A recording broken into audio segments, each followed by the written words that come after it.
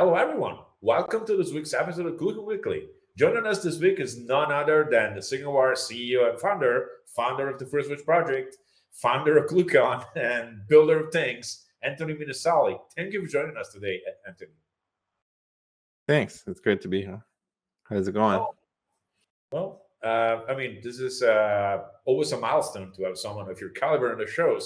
But today, of all things I'd like to ask you about is, we're approaching Glucon, you can probably tell us the story of the conference better than anyone else, because I've been to about 10 of them, but I don't really know how it got started. I showed up when it was already, Chicago, usually this was already a full-blown thing. But how did Glucon truly get started? It's a interesting story, actually.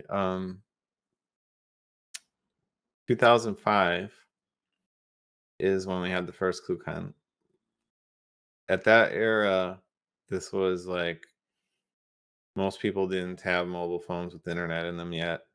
You didn't have very good internet even at your house, but the internet and servers were fast. Like the kind of internet we're used to now used to be what the servers would have between each other. So if you had like a data center, we're getting that kind of bandwidth to our phone nowadays. But back then it was only in the data center.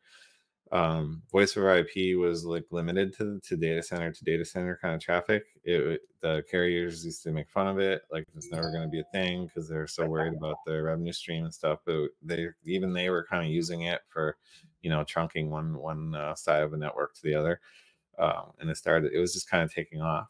And that's the era when like Asterisk was kind of new still. There was no free switch. So Glucon predates First Switch? Yeah, it beat it by a year. Technically, the kind of, if you could say, the storyboard for Free Switch existed at the first Glucon, but it wasn't, you couldn't run it and it didn't do anything yet. It was mostly ideas. In fact, I spent a lot of time with the crowd at the first Glucon ideating on like this thing that didn't even have a name yet. Actually, it had a bunch of names, so we were calling it, I think it started out being called Choir, which is the original name I had for it, because it kind of brings everything together. And then we changed it to a couple times. We almost made it Open PBX2 for a minute there. There's this Open PBX thing, but it was just like a fork of Asterisk, and didn't like that. And then the Free Switch finally stuck after a while. But we were trying to build that. I don't know, like we're trying to figure out the prototype, and it was like, I don't know, the time when we were trying to build stuff out of Asterisk, because that was the thing we had, right? We had kind of like the team, some of the earlier team members were already kind of working together, in that project, like me and Brian Weft and Jairus, and we were working on Asterisk, like having meetings. We're gonna have like figure out how to improve it or whatever, or how to make business stuff out of it. We had like an ISP we made out of it, like it was all physical servers and stuff still, where we had to put like demuxers and DS3 circuits and stuff just to get, the voice over IP was always, you had to build your own physical infrastructure also. Like nowadays everyone just goes and buys sub-trunking from someone, but you had to do that yourself at the time. And so we were like trying to figure out how to get these crazy ideas that we had, because we were thinking, let's make it so that you can take this technology and make it easier to access. And like Asterisk was sort of like where we got started, because it's like kind of found its way into that because it was a PBX. It was meant to be a PBX for the people that made it just to make it as the PBX for themselves, and then it kind of changed their mind and made Asterisk. But really, it was just like a random consulting company, and they thought that it would be cool to get their phone calls over software or something, and then that's how we got it was an accident almost, because they're just making a tool for themselves, and then it took off. But that kind of like, because of the design and the way it was going at the time, it was really meant exactly for that. It was a PBX, right? So you set it up locally with phones attached to it. It was a cool way to have like lots of phone calls coming in over a single T1 line and make it good. And we're like starting to imagine more like this is cool, but how do we like beat up like Broadsoft with this, right? Oh, Or Metaswitch or Sonus. Like Asterix isn't going to beat Sonus or Metaswitch or those guys because it's not even thinking about that. It's just thinking about how can I be a cool PBX with a bunch of programmability. And but we were trying to coerce it into some of those things, right? So we had Frankenstein versions of Asterix that we would go and add, make up crazy modules and hack on the core and stuff. And I kind of had one of the privileges to be a committer on the project back then, which very few people had, but it was I didn't use it a lot, like because my ideas were too disruptive, basically. So I would help fix stuff and whatever, but I'd have kind of like my own labbed up Frankenstein-y stuff. And there was a conference, Astrocon, which is still, I think, going on now. Back then, just came back in a different shape. yeah, it was a different vibe. I hadn't gone to it. I didn't travel a lot back then.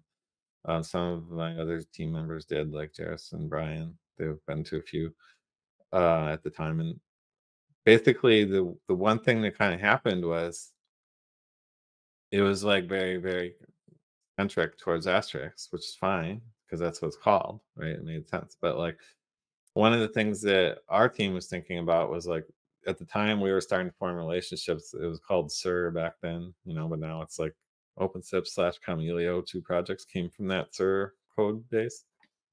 And there was some other kind of open source developers and stuff who felt a little bit alienated because they didn't like totally fit the groove of what was going on in Asterix Land, and like there was some tumultuous stuff. Like, people tried to fork it. I always thought that was a bad idea. It really didn't need to be forked. Like it needed to be what they ended up doing was more right.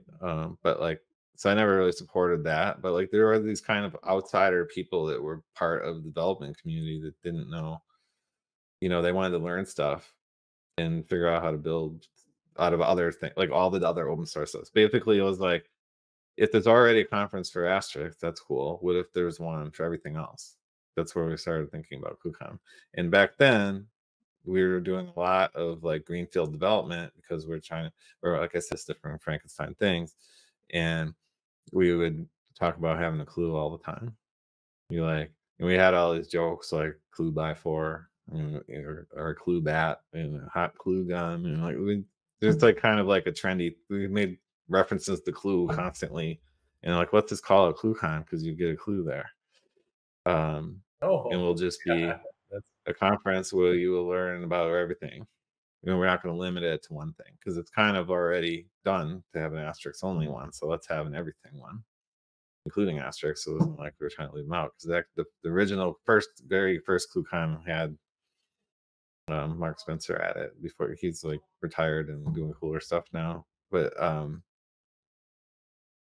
he's where did it happen? So Chicago already, or yeah, we picked Chicago, and it was very like what would happen. You never see those commercials where they're like to get an idea, like let's use jetpacks, and then they show the guy getting stuck in power lines, and they're like, not such a good idea or whatever. So it's like, what would happen if you let engineer, or like if engineers made stuff, it's always kind of weird because they think differently. So what if engineers made a conference? It is like that's what KubeCon was.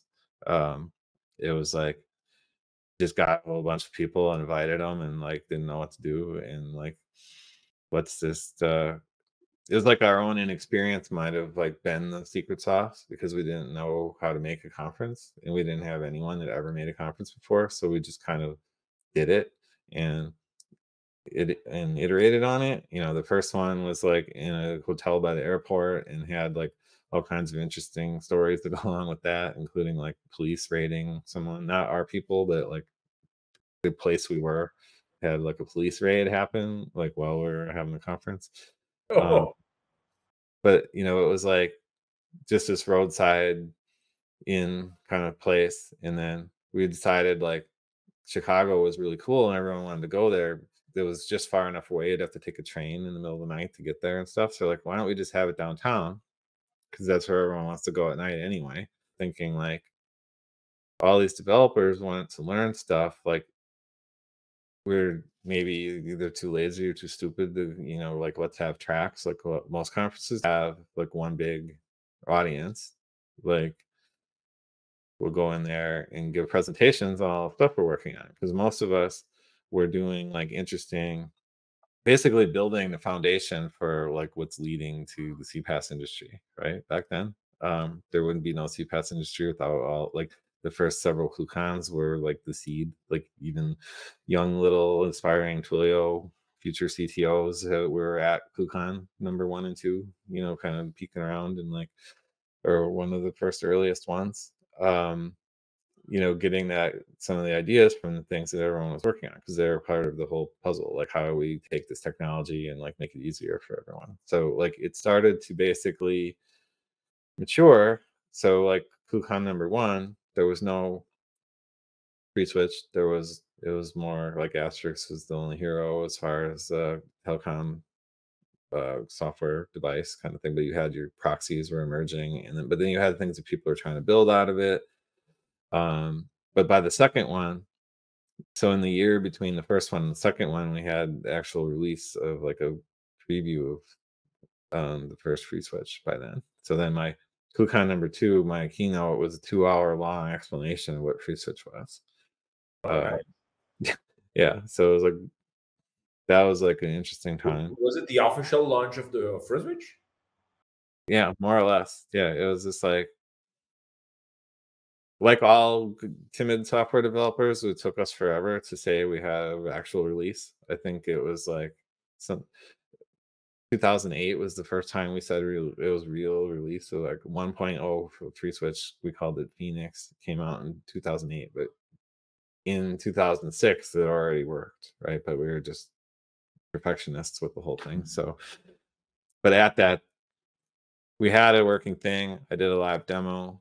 I think I did something crazy, like 100 calls a second to sit showing the terminal scrolling. It was like really hard to demonstrate what like a lot of VoIP traffic looks like as a visual aid, other than like, here's the terminal showing the logs of the calls happening. There's really that much else to visualize it with at the time. So that's what it was. And it was like basically just going down the line of every single one of the things that it could do.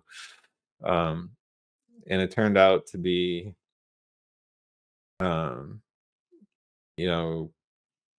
every year we would get more and more, say, polished and stuff. So we have had, I think we're on like 19 now, something, right? So it was like, every time we would do it, we started this like, let's just always have it in Chicago. Well, let's have it downtown. We evolved into, I'd say, like our trademark stuff that we were good at were all mistakes, because we were just too stupid to know how to do it a different way, and it turned out to be kind of cool. Like we're given a lot of credit for having the greatest hallway game, they call it, and that's like basically being able to have fun in the hallway.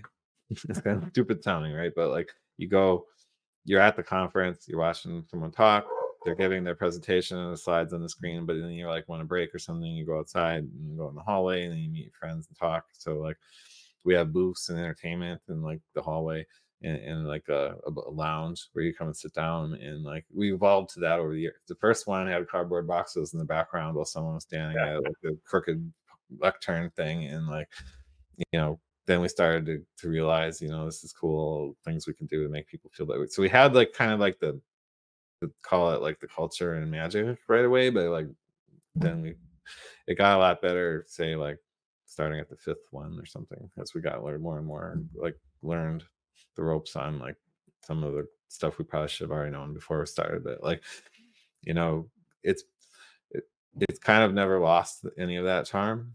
Like no matter how big and professional or money people come, like it's still like, if you ask people, they say that they feel welcome there, which is kind of one of our most important goals, because you go it's that same feeling like walking into the lunchroom in high school, like who do I sit by kind of thing. Like you show up at a giant conference full of a bunch of crazy developers like scribbling shit on the whiteboard and typing and telling each other like go try it, put it in production, and like you walk in all intimidated and then they're giving a presentation, you feel like you don't know what to say and stuff, and we always wanted you to feel like it's okay, just be you and goof around. And like, so we have like a cool hackathon thing, or spend the whole first day just like building stuff. Like you can make stuff out of paper clips and toothpicks if you want, or we have a low tech and a high tech hackathon. So you can make stuff out of like household objects or out of Arduinos. So, or both if you want to combine the two for style points. And so that usually gets people kind of icebreaker mode. And then we get into the kind of daily stuff, which you know about that because you said you've been 10 times. So, but like, a lot of that kind of evolved over the years. We didn't start doing the hackathon until maybe like, I don't know, like 2012, 15, something like that. I can't remember the exact year. But yeah, it kind of just turned into like our own, it's also a motivator for us as like we try and get to milestones in time for it. Yeah, that's true. We created SignalWire in 2017 and we announced it there. We used it as a platform to tell everyone about it. It allowed us to kind of take all that. It's almost like it's cool that I got to explain my vision for FreeSwitch at the ClueCon and for SignalWire. So it's a fun place to kind of go get feedback right away from people because you have all this like really cool stuff that everyone's building. We've already got a speaker lineup coming out. I don't know. I think it's already out somewhere, so it's on our website. I think we're down to like 2 months till the next one. We had kind of the saddest moment I think ever was when COVID caused us to have to do a virtual one because we had this run. I think it was like 16 or 17 years in the running, and then all of a sudden we had to go virtual. But it was also a chance for us to test this stuff. Like ClueCon Weekly is actually also like a development experiment. We run like our bleeding edge video servers and stuff on it, so we can see. It helps both FreeSwitch and SignalWire to understand how to like deal with resilience and that kind of thing, and like making sure that the video works. And we kind of took that to the next level during the pandemic and made a virtual ClueCon, where we basically tried to replicate the whole thing as an experience in the same platform. We're here having this conversation, and we had 400 some people bouncing in and out, going around, had different rooms and giving presentations. It was a little trickier because of the time zones. Because in the real conference, everyone kind of sucks it up and like gets on a plane and comes to the same time zone. But when you're at home and doing it online, then all of a sudden it's more of a pain to like get up at 2 a.m. to watch someone's talk and stuff. So it's the good thing we can record them and stuff. So it was a lot less, say, like fun than the real ClueCon, but it was at least we were able to do something. So we didn't seem like like not giving up, and we managed to do that. Then we had to have 2 years of basically Halloween ClueCon, which was weird. The only ClueCon, there's 2 ClueCons out of them all that have a costume party involved because it happened to be like the last week of October, due to the shifting. Like once the hotels were allowed to have people back in them and whatnot, the timing was messed up, so we couldn't do our favorite kind of summertime. So now we're back to the summer one on August 14th, and that gives us a chance to kind of get really kind of back to normal, which is interesting because we started SignalWire just in time for COVID, really.